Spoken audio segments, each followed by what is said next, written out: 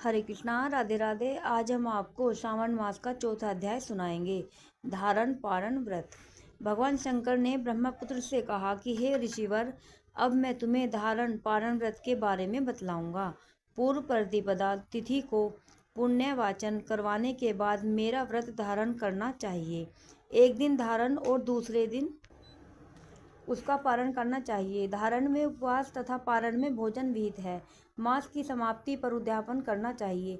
सावन मास की समाप्ति पर कीर्तन पुण्यवाचन कराकर आचार्य द्वारा दूसरे ब्राह्मणों का वरण करना चाहिए। शंकर पार्वती की सोने की प्रतिमा को घट के ऊपर स्थापित करना चाहिए। रात्रि में भक्ति पूर्वक शिव महापुराण का श्रवण करना चाहिए। कीर्तन आदि करके रात्रि जागरण करें। प्रातःकाल हवन करना चाहिए। त्र्यंबकम यजामहे मंत्र से तिल और चावलों की आहुति देनी चाहिए। वामदेवाय विद्महे महादेवाय धीमहि तन्नो रुद्र प्रचोदयात् मंत्र से घृत और चावल की आहुति देनी चाहिए। ओम नमः शिवाय मंत्र से खीर की आहुति देनी चाहिए। इसकी पूर्ण आहुति देकर होम समाप्त करना चाहिए। ब्राह्मणों को भोजन कराना चाहिए और आचार्य का पूजन करना चाहिए। इस प्रकार व्रत को पूर्ण करने से ब्रह्मा हत्या आदि पापों से मनुष्य मुक्त हो जाता है। इसमें लेश मात्र भी संदेह नहीं है। हे सनत कुमार, अब तुम सावन मास के उपवास की विधि सुनो। सावन मास की प्रतिपदा तिथि को मनुष्य एवं स्त्रियों को संयम आत्मा एवं जितेंद्रिय होकर व्रत का संकल्प करना चाहिए।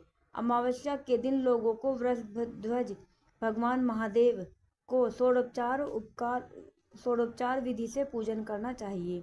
ब्राह्मणों को वस्त्र अलंकार देकर उनका पूजन करें। उन्हें भोजन कराकर दक्षिणा देकर हाथ जोड़कर विदा करें। इसी तरह मास उपवास का व्रत मुझे प्रीतिदायक है। 1,00,000 संख्या वाली रुद्रवती विधि से करना चाहिए। इस विधि को हे सनत कुमार ध्यानपूर्वक सुनो। यह संपूर्ण सिद्धियों को देने वाली है। साधारण रुई की 11 बत्तियां निर्मित करें। यह बत्तियां रुद्रवती नाम से जानी जाती हैं। सावन मास के प्रथम दिन इस विधि से संकल्प करें। सावन मास के देवों के देव महादेव हैं। मैं भक्ति पूर्वक गौरीश की 1,00,000 बत्तियों से आरती करूंगा। यह संकल्प कर प्रतिदिन 1,000 बत्तियों द्वारा पूजन करना चाहिए। व्रत की समाप्ति पर 71,000 बत्तियों से आरती करनी चाहिए या प्रतिदिन 3,000 बत्तियों से आरती कर अंतिम दिन 13,000 बत्तियों से आरती करनी चाहिए या एक ही दिन में 1,00,000 बत्तियों से आरती करनी चाहिए। यह बत्तियां मुझे सबसे अधिक प्रिय है। इनको शुद्ध घी से प्रज्वलित करना चाहिए।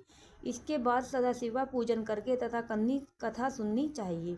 सनत कुमार भगवान रुद्र से बोले कि हे महादेव, मुझे आप यह बताने का कष्ट करें कि इस व्रत का क्या प्रभाव है, इस व्रत को किसने किया और इस व्रत के उद्यापन की विधि क्या है। ये सब बातें मुझसे विस्तार पूर्वक कहिए। भगवान शिव ब्रह्मपुत्र सनत कुमार से बोले, तुमने जो मुझसे पूछा है उसको मैं तुम्हें बताता हूँ, ध्यान पूर्वक सुनो। यह व्रत सब व्रतों से श्रेष्ठ और महान पुण्य प्रदान करने वाला है तथा संपूर्ण उपद्रवों का नाश करने वाला है। यह व्रत पुत्र पौत्र तथा सौभाग्य को देने वाला है और मनवांछित फल की प्राप्ति कराने वाला है। सत्य तो यह है कि तीनों लोकों में रुद्रवती जैसा दूसरा कोई भी व्रत नहीं है। इसके संबंध में मैं तुम्हें एक कथा सुनाता हूँ। क्षिप्रा नदी के किनारे उज्जैनी नाम की एक सुंदर नगरी है। उस नगर में सुगंधा नाम की एक अत्यंत सुंदर वैश्या रहती थी। उस वैश्या ने कई युवा पुरुषों तथा ब्राह्मणों के धर्म भ्रष्ट किए। बार बार बहुत से राजाओं तथा राजकुमारों को बिगाड़ा। इस प्रकार उसने अनेकों व्यक्तियों को बुरी तरह से लूटा और लूटने के बाद धक्के देकर घर से बाहर निकाल दिया। अब वे सम्मानित नागरिक शर्म के मारे किसी को अपना मुंह तक न दिखा सकते थे।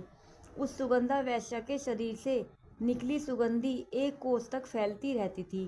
पृथ्वी पर उसके रूप का लावण्य की ख्याति दूर दूर तक फैल गई। वह गायन विद्या में 6 राग तथा 36 रागनियों में निपुण थी। नृत्य में वह रंभा आदि देवांगनाओं को भी पीछे छोड़ चुकी थी। एक बार वह वैश्या क्षिप्रा नदी के तट पर गई। वहां उसने सब और ऋषियों को देखा। कुछ ब्राह्मण स्नान कर रहे थे, कुछ भगवान शिव या भगवान विष्णु की अर्चना कर रहे थे। उसने वहां ऋषि वशिष्ठ को बैठे देखा। उनके दर्शन मात्र के प्रभाव से उस वैश्या की बुद्धि परिवर्तित हो गई। उसका मन वैश्या के जीवन तथा विषयों से हट गया। वह वैश्या महर्षि वशिष्ठ के चरणों में गिरकर अपने पाप कर्मों का नाश का उपाय पूछने लगी। सुगंधा वैश्या ने कहा, प्रभु, मैंने आज तक बहुत पाप किए हैं। आप मुझे उन पापों से छुटकारा दिलाने का कोई उपाय बताइए। महर्षि वशिष्ठ उस वैश्या की बात सुनकर बोले, तुम मेरी बात ध्यानपूर्वक सुनो। तेरे पापों का नाश जिस पुण्य के करने से होगा, वह सब उपाय मैं तुम्हें बताता हूँ। तू वाराणसी में जाकर रुद्रवर्ती नामक व्रत को कर। यह व्रत महान पुण्य देने वाला तथा शिव शंकर की भक्ति में मन को लगाने वाला है। इस व्रत के करने से तुम्हारी सद्गति हो सकती है।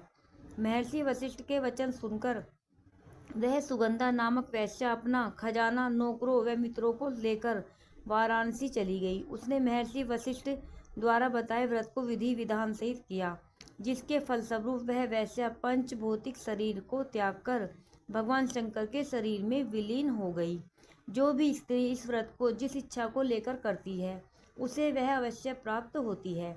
हे सनत कुमार, अब तुम माणिक व्रतियों का महात्म्य सुनो। माणिक व्रतियों का व्रत करने से स्त्री मेरे अर्धासन की भागीदार बन जाती है। वह स्त्री महाप्रलय तक मेरी प्रिया होकर निवास करती है। अब मैं तुम्हें इस व्रत की पूर्ति के लिए इसकी व्रतोद्यापन विधि बतलाता हूँ। इस व्रत को करने से स्त्री पार्वती सहित शंकर की प्रतिमा स्थापित करे। शिव पार्वती की प्रतिमा स्वर्ण की बनी होनी चाहिए तथा वृषभ की प्रतिमा चांदी की बनी होनी चाहिए। यथा विधि पूजन करके रात्रि जागरण करे। प्रातःकाल नदी में जाकर स्नान करे। भक्ति पूर्वक आचार्य का वर्णन करे तथा 11 ब्राह्मणों के द्वारा घी, पायस एवं बेलपत्रों से हवन कराना चाहिए, अथवा रुद्र सूक्त, रुद्र गायत्री या मूल मंत्र द्वारा हवन कराना चाहिए। पूर्ण आहुति कर आचार्य आदि की पूजा करके 11 ब्राह्मणों को जोड़े सहित भोजन कराना चाहिए। इस प्रकार जो भी स्त्री व्रत पूरा करती है, वह संपूर्ण पापों से मुक्त हो जाती है। स्थापित सामग्री घट, शिव पार्वती प्रतिमा आदि आचार्य को समर्पित करनी चाहिए। इस व्रत को करने वाली स्त्री एवं उसके पति को 1000 अश्वमेध यज्ञ के फल की प्राप्ति होती है। राधे राधे। बोलो उमापति शंकर भगवान की जय।